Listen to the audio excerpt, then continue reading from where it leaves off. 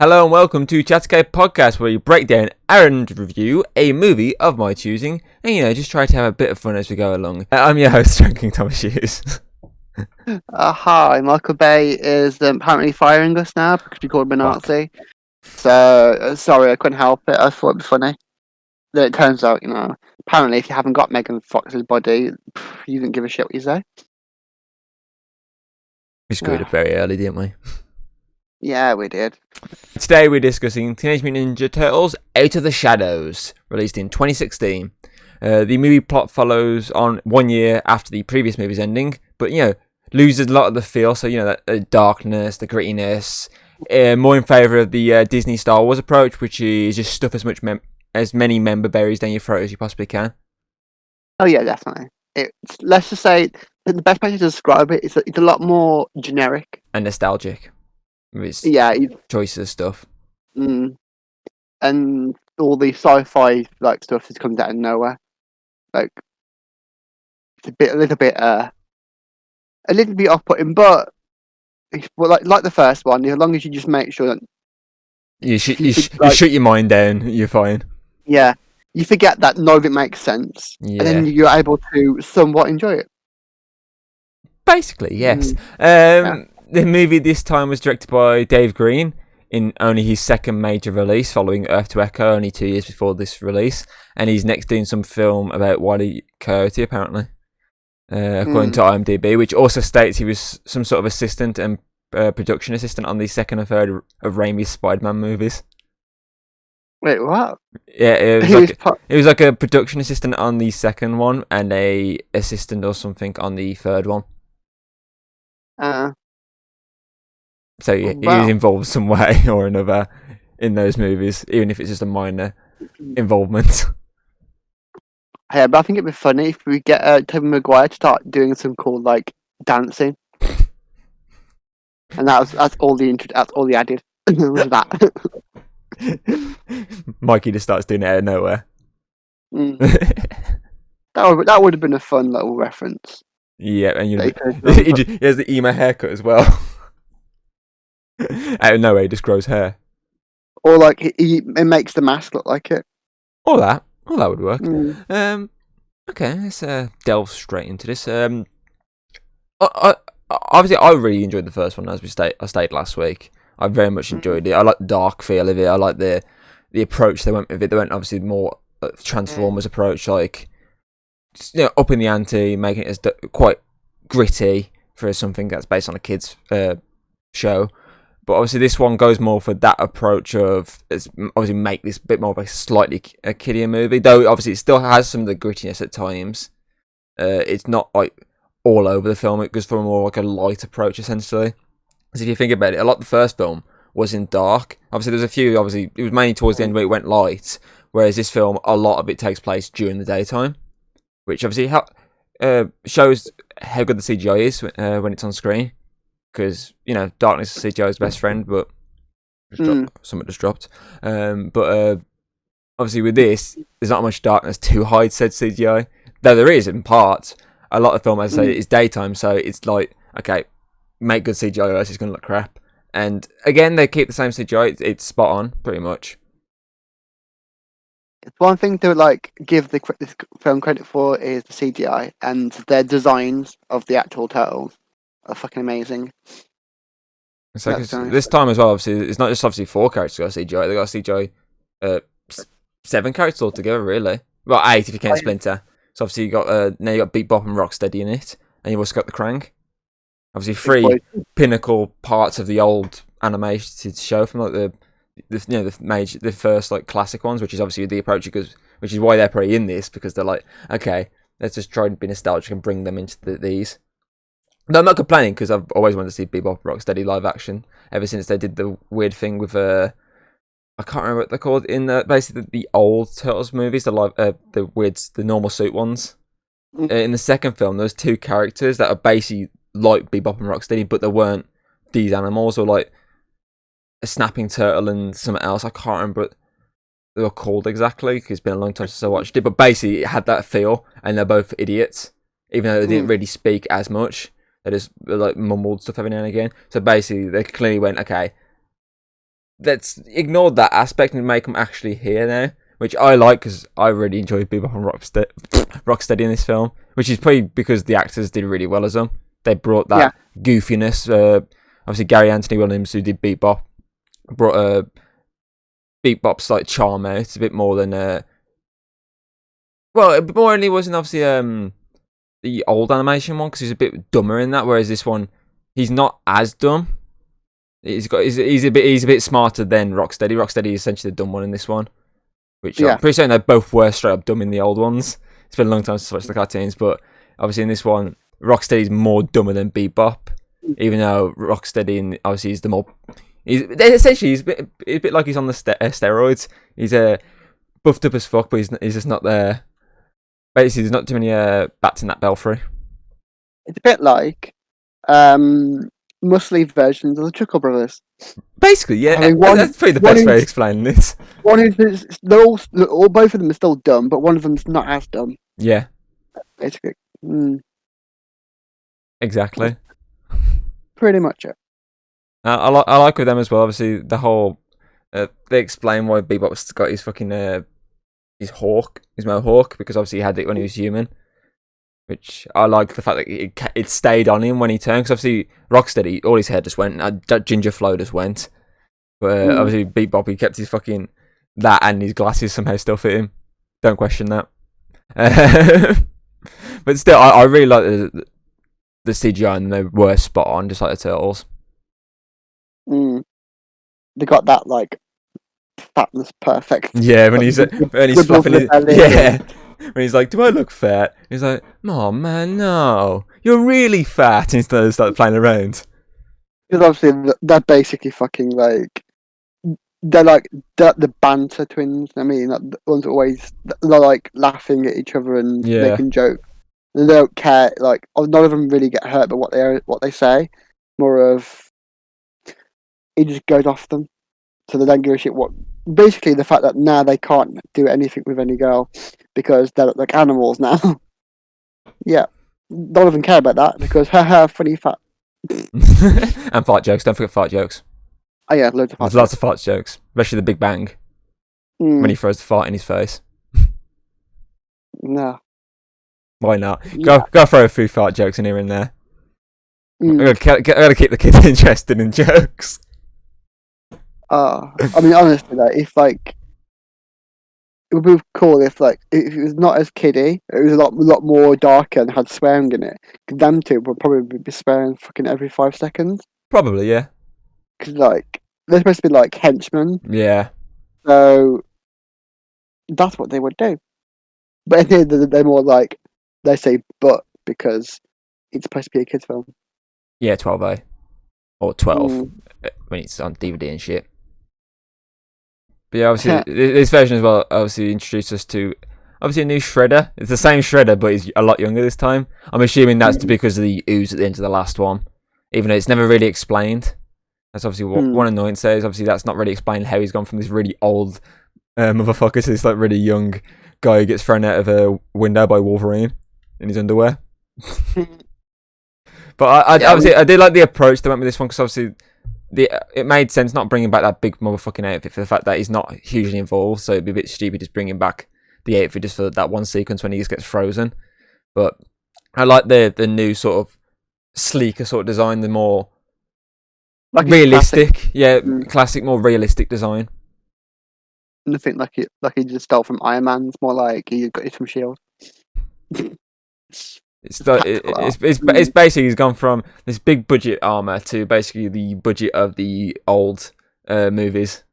So this sort of more back to basics type approach, like as the original animation. Whereas the obviously the big lean motherfucker is more like a much like advanced version of the one from the obviously one we grew up with, the early 2001, because obviously he was a big motherfucker, wasn't he, in there? He was really big in that. Yeah. Though there was basic armor like this, he was still a lot massive like the armor from the first one, whereas this is more like shortened and sleeker and more essentially ninja-like at times, I'd say. Even though, he gets instantly frozen. Yeah, that was a bit confusing. It's like let's bring back this villain again. Oh no, he's apparently not as good as he was in the first film. It's like the joke of when you beat the boss, like it's powerful and it's hard to defeat. But when you get them as a playable character, they're weak as shit. Basically, yeah. But I think it's more the fact that obviously, even in the cartoons, the old ones, the Krang was always the head honcho. Shredder was always essentially like Bebop and Rocksteady. He was a minion, so literally the order was Krang, Shredder, and then Bebop and Rocksteady obviously joined. It was literally that order. Krang was always the top dog, which obviously makes sense why he was able to easily beat Shredder. But I'm assuming that was there as well to set up the third film. Maybe I'm assuming Krang would have come back, or obviously maybe like Shredder broke out or something, and maybe even he teamed up with the Turtles to fight him. Mm. But obviously we're never going to know because the third movie got canned and they did like a CGI animation instead. I remember that though. But Seth Rogen's producing apparently. Oh god. Apparently, it's like everyone was waiting. They're like, are they going to announce like a third one yet? Because obviously they were like, oh, we might make a third one. And it's like, oh yeah, we're just going to reboot it like a animation sort of situation. And Seth Rogen's like a producer or executive producer, one of those sort of ones behind it. So yeah. Oh, but that sounds like it's going to be amazing. You never know. Seth Rogen might nail the comedy because he's usually funny. But usually being the operative word there. Well, he was good in like This Is the End and Pineapple Express. There's been a few other things that I've liked him in as well. Sausage Party. He brings that level of enthusiasm to Turtles. We're going to be fighting. Oh god, it's going to turn into that Teenage Mutant Ninja Turtles porn parody, isn't it? Oh god. Well, that's kind of interested then. Oh yeah, fair enough. That would probably draw him in even more. But obviously, as well as obviously Shredder in this, as I say, we got Krang for the first time. Essentially, is fucking Michelangelo put him as basically a chewed up piece of bubblegum with face, which is pretty much what he is. I mean, he was a lot. I think he's probably at the same sort of level as Shredder in terms of like challenge for the Turtles. So he had obviously all the cannons and whatnot. His arms were breaking off, but he was summoning more stuff. They pretty much dealt with him the exact same sort of way as they did before. But what I like with this one, heading into that fight, obviously they got into that big fight, didn't they? And there was like he's pretty much like, right, yeah, we're near enough done. This is it. We're not a team anymore. And I like the fact that that was still on their minds during this fight, which is obviously why they were easily so beaten a lot. But then they realised at the end of the day, they are brothers. They are a unit. They need to work together. So I like that aspect of the final fight. Rather than obviously last time, I just went into it as like, yeah, let's just kick Shredder's ass. We're all cool. We're all cool with each other. Let's do this. But it's nice for them going into that with the mindset of I hate all of you situation. Yeah, pretty much the whole them fighting, obviously because of the whole some want to be human, whereas some don't. It's like, I mean, yeah, because it's obviously Donnie was on the one who wanted to. Then again, all three of them were considering humanity, apart from Leo. Yeah, he's the only one who wasn't. He's the one like, yeah, no, don't tell anyone, and that's obviously what essentially broke them all up. I do think though that it kind of happened a bit quick.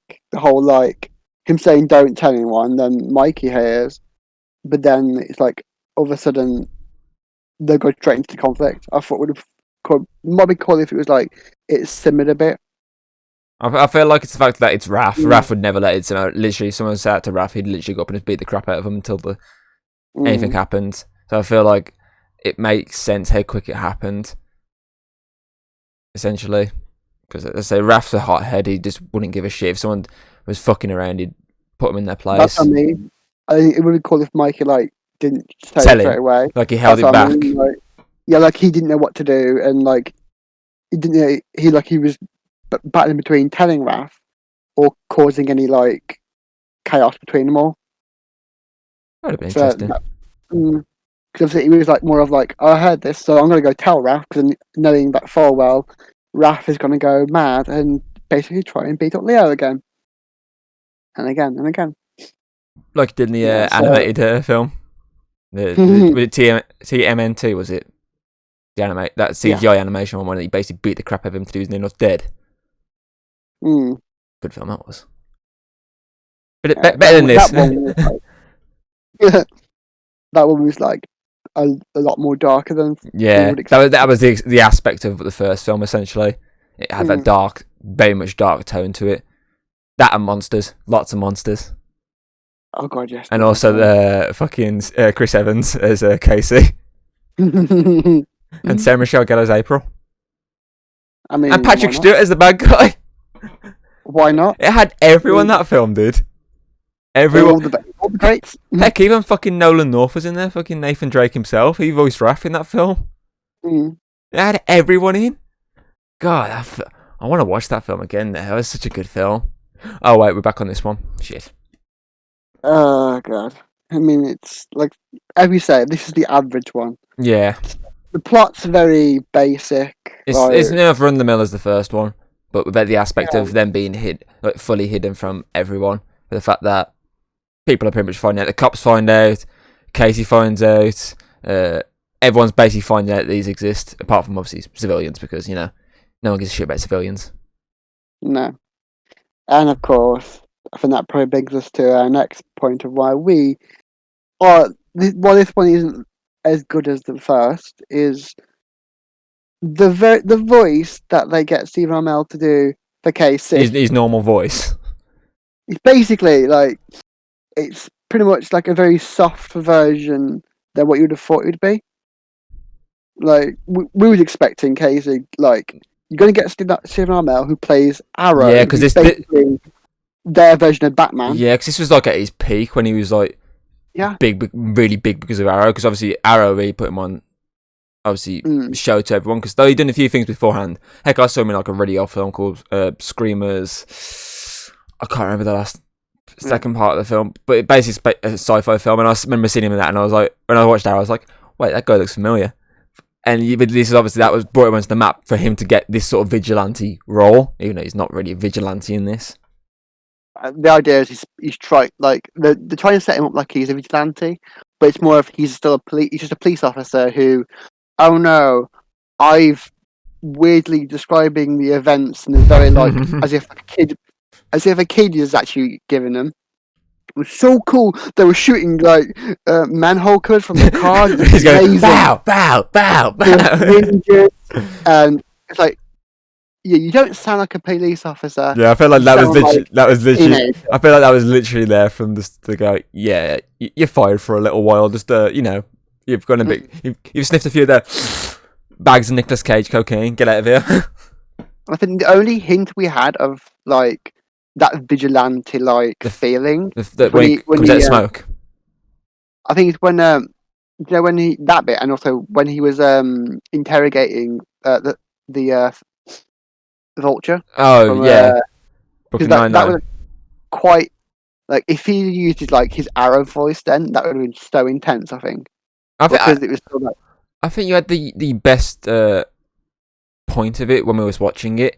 We didn't mind if he kept the normal voice when he's normally speaking, but it was when you obviously said if he had the mask on and if he spoke much different with the mask on, that would have been really well done. Yeah. Like he had his normal civilian voice, but then he just did the whole Batman situation of the mask is on, he has to deepen the voice. Yeah, but I think it would have worked even like in that scene, because like the whole point of him like switching off from being a cop to being basically a vigilante, so that like trying to intimidate kind of like would have worked, I think. No, it would have been even more funny with that scene. If he went in as a cop and the guy was like, "No, I'm not telling you anything," and he goes, "Okay," and then walks off, and he comes back in with a mask on and his hockey stick bursts the door and goes, "Knock, knock, motherfucker!" He throws his stick at the guy. You have failed this New York City. Oh, cool. But yeah, I think he plays the version they're going for right. That is obviously the version they're going for is just essentially a cop situation. I think he plays that well. It's just the aspect of that's not the Casey we want. I want the vigilante Casey. I want the long-haired hockey mask. Doesn't take any crap. Always arguing with Raph. Always competing with Raph. that sort of version. I want that version, not this cop version that they make up for this movie. It just doesn't work for me. It works for the movie in the plot they're going with, but it doesn't work for me. Yeah, it's like they had the right actor for it. It's just like they Wrote him made wrong. him they wrote him wrong and made him do stuff wrong, which doesn't really fit. Like how they've done the character doesn't fit. He did good with what he's got. Yeah, basically. Like we know, like he can play that dark, serious kind of character. We know he can work with the long hair because obviously there was a whole the island situation. He had long hair and that. He can work it. It's just they did it wrong. See, I think what would have been cool as well is if he originally started, not in this film obviously, but in the past he was a vigilante back in the day, and then he went to the police force because he realised that what he was doing, he needed like maybe being a cop would work better and help me basically do stuff and whatnot. And then like when they kick him out the cops because what's happening, he like went back to like a wardrobe or something, and opened like a trunk, and inside the trunk was his old school outfit. His old Casey, like cool. Even if they didn't just go with a tank top like he normally wears, like if they're obviously like an updated rendition of the Casey look, like his mask, because that looks really cool. I like the more grittier look of the mask, the dirt all over it and whatnot. It looked really cool. But it would have been cool then if he turned up like that's what basically went, you know what, fuck the cops, I'm going back to the old life, I'm doing this the old ways. Basically that wouldn't work. Well, it's just like, oh, I'm a happy cop. Oh no, I let some people go. 2 people like managed to escape me and Shredder. So why don't I just like get this mask that I have lying around for no reason whatsoever? Like it seems very like, oh, I'm fired. Guess I'm a vigilante now. And so, because I know obviously he's explained that he plays hockey on weekends, but a bit weird that he keeps it in his trunk all the time. Yeah, that sorry, boot car boot. We're not American. No, God no. Sorry, my bad. Really work. It's just so random. No, I like the reveal of it in there. It was quite a cool reveal, like him like hearing her scream, and then he looks then moves something. It's there. It reminded me sort of Jason in the Friday the 13th remake, when that guy when he kills that guy and he like pulls like a cloth aside and the mask is there in that one like single shot of the mask. It reminded me of that, which makes sense with the fact that it's both platinum tunes, but. It's just weird that it's always in the back of his car. Do you think he's going to be hockeying every fucking 5 minutes? Like if he had it with him, then that makes it seem like, oh, he's a vigilante anyways. He just uses the police as a cover, but it's not that. You know what I mean? He's just a police officer who basically got fired and is now like, okay, now so I'm going to try and stop crime with my hockey stick. I mean, like if it showed like in the past he had that training, he knows how to do it, and he basically gave up that life, it would have made more sense. Well, either gave up the life, or as you just put it, he could have still been a vigilante and a cop at the same time. Like it could have been double life. Like it was a whole aspect of. They obviously they just had to explain it slightly. They didn't have to like go into full detail. They just need to explain the fact that. Him just like saying to April or something like, you know, I just use the police force as essentially as a disguise, and she'd be like, what do you mean? He's like, basically to get the job I wanted to get done, basically finding details about all these criminals and whatnot, I joined the police force, you know, just for lols, just get the information. But in reality is, when I'm done my shift, masks on, stick out, beat the crap out of everyone, you know, hard ass Casey Jones that we know and love. Or maybe as well, maybe there was a corruption in the police force. That would have been cool. Like it turned out the one that fired him, like the whole point is like she was working for Shredder or something. That would have been cool. And the whole reason why they're hunting the turtles is because of that. Then it would have made sense. Like he was joined the police to like sort out the corruption or something. That would have been interesting. But it seemed. Obviously, the whole point, they want the whole thing to be quite childish. Yeah. They couldn't really go for the dark themes. So that's probably why Casey's not that dark either. Where he's more happy-go-friendly. So basically what you're saying is, if they brought him out in the last film, he would have been okay. Yeah, basically, if he was introduced in the last film at some point, maybe we see a glimpse of him or something. Maybe. That Sadly, would have he been didn't get introduced in that film. no. He got introduced in the nostalgic attempt, which essentially it did what obviously the first one, if it went there's nostalgia into it with the darkness, I feel like it would have been like a sort of Force Awakens worked, but this one's more of a Rise of Skywalker, not worked as much. It's like the difference there. It's just, you know. See, I do like some of the obviously the action sequences. I like the when they're bringing the truck. They got the bin lorry because we were English. I like that whole thing because obviously I said to you, it's like the first fucking car they had in the last one was basically like from Wish.com, but the second one's like an actual one that's been brought from proper place. But I like the whole like all the things inside because obviously they got the fucking whole nunchucks for Mikey on the side which he breaks instantly. They got the whole katana like boomerang essentially for Leo. They got the fucking net on top and they got a back door that fucking Raph can just jump out in slow motion and just like shoulder tackle people. I do like that whole bit. Obviously, as you said, the annoyance to that is the whole case like narrating like, why are we coming down this basically road with basically no shotgun shells in the shotgun, it's in the bag. Why did that whole narration was a bit annoying, but I mean, all the turtle stuff in that scene was cool, and the whole you know getting chased down that bit was fine. It was just the inside the cop car until Bebop and Rocksteady got out because you know he goes. I like that bit when he's like, "My name is Bebop," and just like kicks him. And then that whole creepy scene with Rocksteady, he pops his head through the door. He's like, "Hi," that was quite funny. But obviously the only downfall is literally the two cops in the scene. That's it. Everything else about the scene is perfectly fine. You got the Ghost Rider blue flames for no other reason. Like, as I was saying when we were watching the film, like doesn't matter how, like, if that the fact that you're pointing out that it makes no sense why the shotgun shells are in the back of the truck next to the criminals. No, they're on the floor. They're on the floor by them. They weren't in the back. You said it's in the back. Yeah, behind them, just behind them. It's not locked away because obviously when he goes into the back of the car, the truck, he has the shotguns already loaded. It's like it's basically it's just behind them essentially in the bag, just like in between them. Like just obviously there's a bit of gap between them and the door. It's like I'm assuming it's like there. Like he said that it's in the back. Why is it in the back? That makes no sense. No, I think he said in the bag. He didn't say back.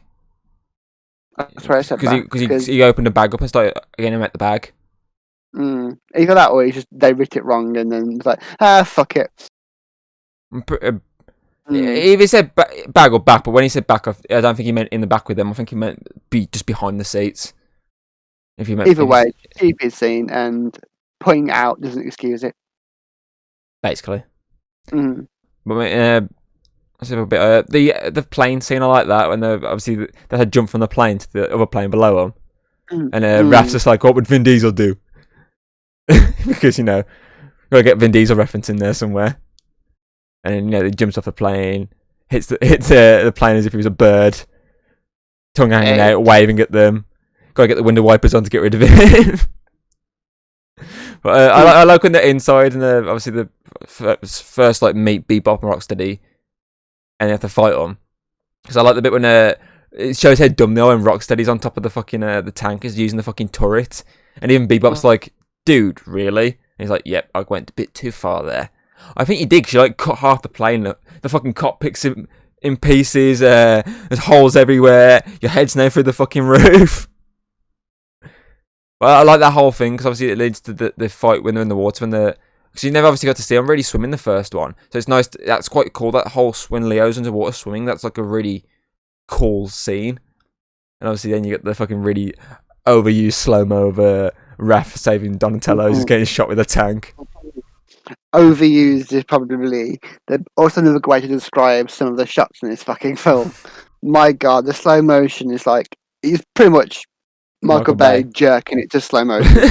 Well, to be fair though, he was probably like messing with like the controls for it to go slow motion when he was jerking it at the time, and he forgot his fingers were still on the holding down to go further up and further up, and by the time he came, he was like, "Oh shit, 100%, fuck it, I'll do." Oh no, I've got it on my legs. Speaking of jerking it, let's talk about that scene You mean like the first moment you meet April when she's trying to be smart as a blonde, and she's like, okay, I need to go after this courier. So what should I do? There's a skirt there. There's some scantily dressed women over there. You know what? I'm going to do a dressed up montage of some music. Put my shirt.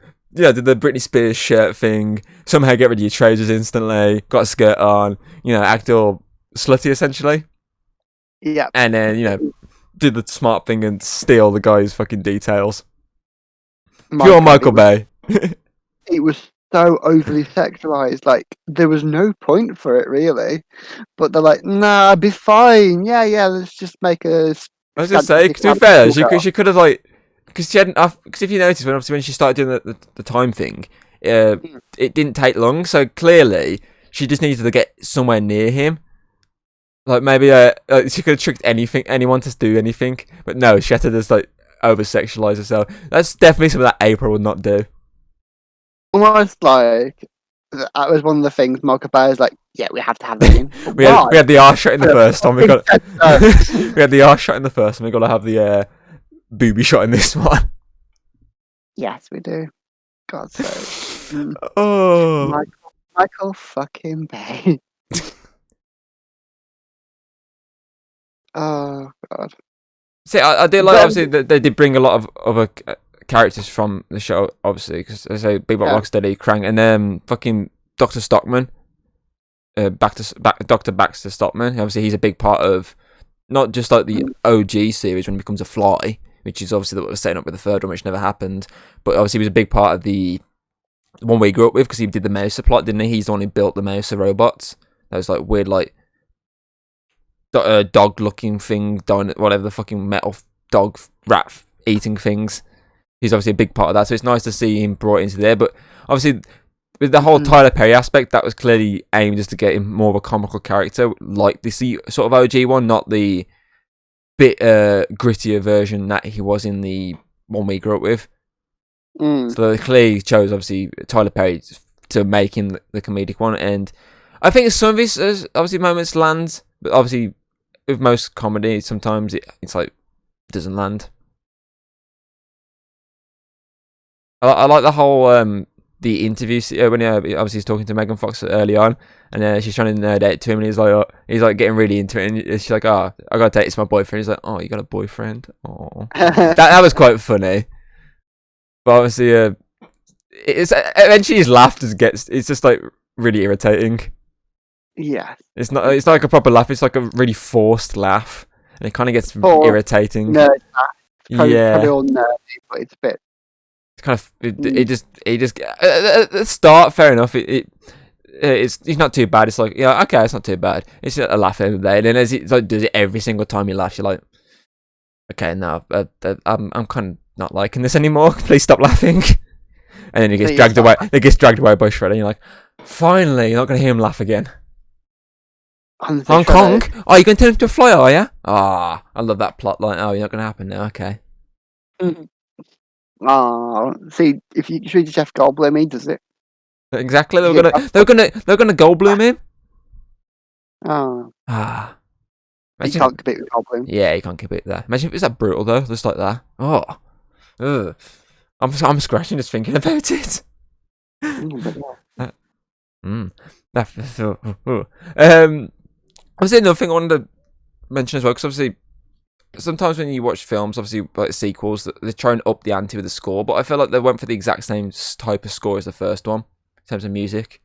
Obviously, they added a few extra songs like Elvis' Last Conversation, added a few things like that. But I mean, in terms of obviously the sort of background music, a lot of it was very similar to the first one. So it's not obviously not a bad score. It's just obviously they just recycled essentially. Yeah, true. I mean, at least we had a bit of laugh when Tom Jones came on. Oh yeah. And they're singing it, Bebop and Rocksteady, and they're like, "What is it good for?" That was quite good. I did like that. Good scene. It's basically to show that they're not your average villains. They're like the comic relief henchmen. Basically, as you put it best at the start, Chuckle Brothers. Yeah, they're the Chuckle Brothers, but animals. Yeah. Obviously, the big point out for the fact of nostalgia is obviously the use of an updated rendition of the song, the intro song at the end. That was obviously the big point of the fact that this movie's clearly trying to be nostalgic, and though some things are hitting, it's not all hitting. And the use of a song is definitely aimed at being nostalgic. And on top of that, they've merged the normal song with the Go Ninja Go from the second movie of the original trilogy. It's clearly meant to be a nostalgic approach. It fully submits that this film is meant to be more nostalgia than the first one, just been a gritty film based on turtles. So that sort of cements it. It was still quite. It's still kind of fun to watch. It's just. It's not. It's just not as good as the first one for me. If you had a choice, watch this one or the first one, you'd pick the first one. Yeah, 100%. As I was something to mention, obviously, I like the aspect as well that at the end that more people know about them. The whole police force know about them. They've got the keys to the city. I think that was quite an interesting way to end a film. So obviously, it's very rare. Like civilians, anyone really, apart from obviously a select few of individuals, know about their existence. So it's interesting that the cops know. So I would have been very much interested to see how they would have approached that in the sequel. Like, are they gonna cops if something bad's happened? Let's call the turtles. All right, yeah, can you come and deal with this? And they get the whole turtle phone they had in the shows. Yeah, okay. It's this abandoned factory. There's a giant I don't know, tiger monster. It was like a weird dog, tiger, lion creature. I don't know what he was. That was in the one of the newer cartoons. That guy, that guy, go deal with him. Oh, you got a robot that's helping you now. It also looks like a turtle. Oh, that's so nostalgic. Oh my god! Wow. That would have been interesting to see. Oh. I guess it kind of comes full circle. It starts off with it's the comic relief from the first film ends up he starts off as he's the hero, the one who saved them, even though technically didn't. He took the he's the one who he took all of the glory and stuff. I'm responsible for defeating Shredder. Blah blah blah. Come with the Falcon. How cool I am. Yeah, he's doing the fucking Belle Delphine, but with the bags instead. Yeah, selling his air, and then of course it switched at the end of the film. He's saying it wasn't really me. I had help from my friends. Blah blah blah. He was the one to defeat Shredder, and it's them getting the credit instead. So I guess it just come full it's come full circle at least. Yeah, basically. That's the only pretty good thing you could say, really, about this duology is it comes full circle. It's been left open for sequels, but it's left at a point where you could literally have it as the ending and that's it. A bit like the first one. You obviously can get a sequel from the point when Shredder grabbed the ooze, but as you said, it could be just a last gasp of life before he dies. So obviously it ended they could have not done a sequel, it could have been that's it. And same with this, it's ended there could be a sequel. But it could also just be this and that's it, which obviously is what it is since this one didn't do as well as the first one. So it didn't pick off. I said to you, maybe it's because it came out at the wrong time, because the first one came out in an October time, but this one was a May when there's other films out, like the Warcraft finally coming out and stuff like that. So that's probably that didn't help it. I went to watch it in cinema, I'm going to say that. I went to watch both of them. But obviously not a lot of other people did. I think it only made around 200 million, something like that. So not as much as the 400 odd million the first one made. Which is obviously why they went, yeah, go, it's done, we're done. Yeah, and also I think it's because they picked the wrong theme as well. Nostalgia can be useful, but you have to work it right. You have to work the shaft right. Because they basically saw the first film. So they went into this one thinking it'd be the same kind of tone, same kind of themes, and it's completely different. And it does give you whiplash. What the fuck? It's it's gone from being DC to Dark World. Basically, yeah.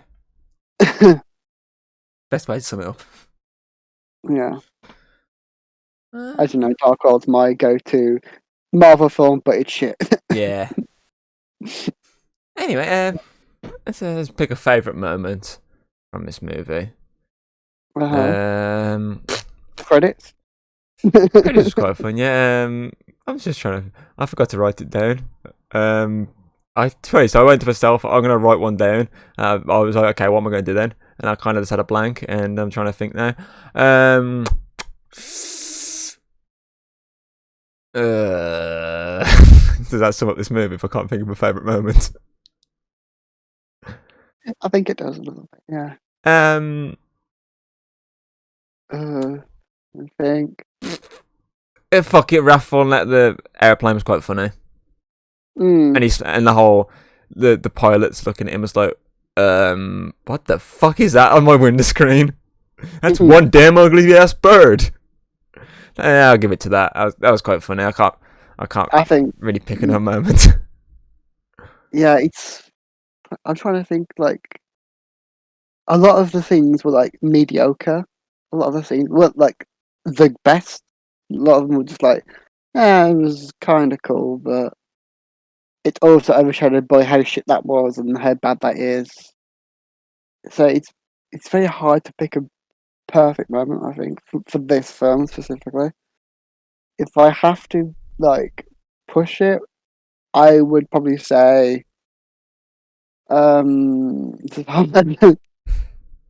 really think of one, don't you? Like when there's like you think you could think of something, but it felt like most of the film just like glazed over. You know, probably say the start bit when during the credits. It's like slow motion. Whenever like they appear, it shows. Oh yeah, the Suicide Squad's type intro. Yeah, kind of intro, and it goes to them in the basketball place, and I liked when they introduced Falcon again. Yeah, that was probably the best bit. There we go. That took a while to get us there. Yeah, because it was a very hard film to remember. To pick like a very key moment that you like. That was really good. Like the problem with mediocre films is like ones that like are really bad. You remember all the bad stuff. So then you know like a moment that was good. Trying those bad moments. Yeah, but with mediocre ones, it's like there's no true good ones and no true bad ones. It's just like bland. It's basically the equivalent of vanilla ice cream. Okay, let's rate it. You've got my opinions. So 6 out of 10 is probably the best I can go with. It's a average to slightly above average movie. It's nowhere near the quality of the first one. The nostalgia hits and misses. Simple as. Right. Well, to me, it's quite a very generic, mediocre, average film. There's only one kind of rating specifically states that out loud. That's got to be a 5 out of 10. Half. It's not bad, not good. It's just average, mediocre, and it's basically the Ready Sorted Crisps of film. Just plain. Yeah, there's some cool CGI, but there's also cool CGI in the first one. Wow. If you're going to pick between those two, you go for the first. We Wonder Woman did. The second Wonder Woman, we did the same rating. Oh my god. Because our two ratings combined gives Teenage Ninja Turtles Out of the Shadows a Chesapeake overall rating of 5.5. Wow. Wow. Again. Wow. Owen Wilson or something. No, he's too busy playing with Loki. Okay. Do you trust me to give the Chat Cave MVP here? Because I got a good idea with it. If you say the MVP is Megan Fox and putting up with Michael Bay shit, then sure. No, for the first time ever, it doesn't go just to one person because this person doesn't work without the other person. So it's a joint giving here. So the Cascade MVP award goes to both Bebop and Rocksteady, obviously played by Gary Anthony Williams and Stephen Farley, or Seamus if you're a WB fan, because they don't work without each other. They both bounce off each other really well. So I literally was like, okay, if we're gonna give an award, I can't just give it to one of them because I really like Bebop's humor. It doesn't always work without Rocksteady being there to the whole fat jokes, obviously wobbling his belly, or blown a fart in his face. It doesn't work without them both being present. So it's like, okay, I can't just give it to one. I have to give it to both if that's the case. It's basically they're like we say, they are the comedic duo. Kind of one of their Chuckle Brothers, the Ant and Dec. Yeah.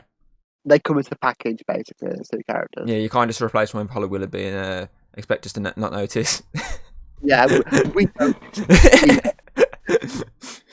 for runner-up, I think I'm just going to give it to Michelangelo again for the second week running. Just for that one scene when he's got the sort of like the family sort of fortune type music over the top of it. When he's in the alleyway and he's explaining who each of them are. You go, Leonardo, he's the brain. He's like the leader of the group. You got Denton over there, racking those brains. Like, that sort of situation. That was quite funny. So I just thought, there's no one really else that stood out this time. Raph didn't stand out as much as he did last time. For some reason, in my head, I remember Donnie standing out a bit more, but he didn't in the film. Yeah, it's more of like, it seemed like he was like the one who had the most close relationship with April. Yeah. Like the one that was, they both talked more often. Yeah. It seemed less like Donnie was fancying them, or like they were just friends. Yeah. So yeah. Okay. As Hayden jokingly did last time, I thought we'd bring it back for every Michael Bay related movie we do. So we're going to be doing a Michael Bay award each time, which it can go to any sort of scene. It can be slow motion present, it can be explosion present, it can be anything Megan Fox relate, anything that screams pure Michael Bay. And there is 2 scenes in this movie, and I'm just gonna, I chose the joint MVP. I'm gonna allow Hayden to pick, because she knows which 2 we were on about yesterday. I'm gonna allow her to pick which one the Michael Bay award goes to this time. Right. Boom. Obviously, the Megan Fox scene is the big one. That's the most obvious Michael Bay, like Megan Fox do this sexy thing. Then of course there's the tank scene where basically every 5 seconds it was slow motion. Literally, they just kept bombarding in slow motion.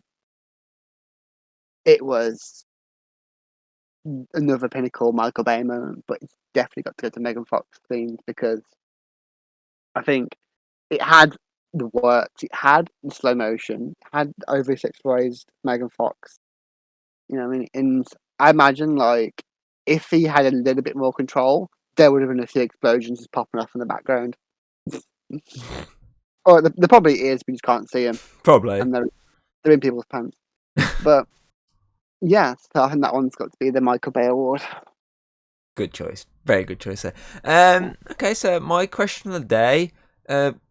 Would you like to have seen, obviously, the third movie in this trilogy? Obviously make it a trilogy. If they went back to the sort of aspect of the first movie, like kept the characters from this second one, like the obviously Bebop Rocksteady, Casey Jones, this version of Shredder and whatnot. But obviously they went back to the dark aspects of the first one. Essentially ignoring a lot of the aspects of the second one, like keeping some things in mind, but not putting full focus on things from in that one. Like what some films have been known to do. They're a bit like for Ragnarok, essentially. Though it followed on from Dark World, it sort of only really focused on the aspect of Loki taking the throne for like one scene. That was it. It didn't really. It pretty much ignored a lot of the other aspects. So this one essentially would include obviously the Casey storyline, maybe like fix it, but also just like the whole ending with the Krang and Shredder and whatnot. It would probably recognise that, but everything else it would just like ignore completely. Would you be interested in that? Yes, I think I would. Like, I would like the idea of it being back to dark again. Maybe like they could fix Casey by making him making him a lot more darker. His hair grown as well. Yeah, they could do the whole thing of the second film was his first taste into being a vigilante, and then he goes more heavily into it, and like he goes out with them to fight crime. That would be quite cool. So yeah, I think I would. You know, I'd give it a try. If it was shit as well, then I'd be like, "Yep, there's no hope for Michael Bay." I feel like it might be like in between, like the first and second one. It might not be the same like feel as the first one, but I feel like it would definitely probably improve on this one. Yeah, it might be. Heck, it could have been a Ragnarok. It could have been a Ragnarok and like vastly improved on both of them. Mm. You never know. We all enjoyed the first Thor film. We all fucking loved Ragnarok. And say the first Thor was a decent introductory level into the world of Thor. Dark World shat on it, and then Ragnarok just beat them both to death. Yeah, I mean, it was like, hey, see the whole both these two films, they had Asgard in it. Let's fucking blow it up. Basically, it's pretty much just like going, yeah, that's the old chapter of Thor. Let's try and go a new way, and let's make him basically like go for all his pain to make him a more better hero. Basically, yeah. So I think if they'd gone back to like the original feeling for the first film, it probably would have been good. Because it was still funny. The first film was still funny. It's just that had that darker aspect, and they left funny for the Falcon guy and Mikey. The rest didn't really need the funny, you know. exactly. Whereas this one, it was kind of like the theatrical Justice League. It seemed all of them was pretty much cracking jokes. It was like, didn't really work. Essentially, yes. Okay, so that's it for our Check Out podcast this week. Join us next week as we take a little break from the Michael Bay-verse to take a look at a film that probably inspired the Michael Bay-verse, which is Transformers the movie. The animated one from the 80s. That one. Oh, that's a good film that was. Hayley's never seen it. I'm interested to see her opinion, especially after what I've told her. We may have Connor on, we may not, so I'm not going to put pressure on that.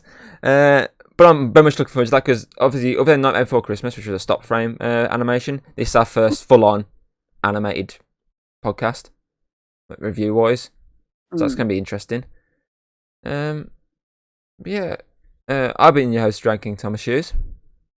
And I have been hired by Michael Bay again because I said sorry for my Nazi, and now I'm getting a new movie. Yeah, it's going to be, basically, we're going to do Old Man Bob, but it's not going to be dark. It's going to be full comedy nostalgia, and it's going to be a massive cash grab. And please help, he has my family at gunpoint. Simon Cowell says no. Please send help. Michael Bay got them family kidnapped, and if I don't do this film, he'll shoot them. Please help. Just gonna mute her now. This has been a Chat Code podcast, and obviously the first movie, it had that nostalgic cowabunga line for Mikey because it was his iconic line. This one did not have Casey Jones' iconic line, so I'll say it for us. Gungala. Just add it in. You've added every other fucking nostalgic aspect. Add in the fucking one line that Casey yells every time he beats people's skulls in. Yeah, it's clobbering time. Wait a minute.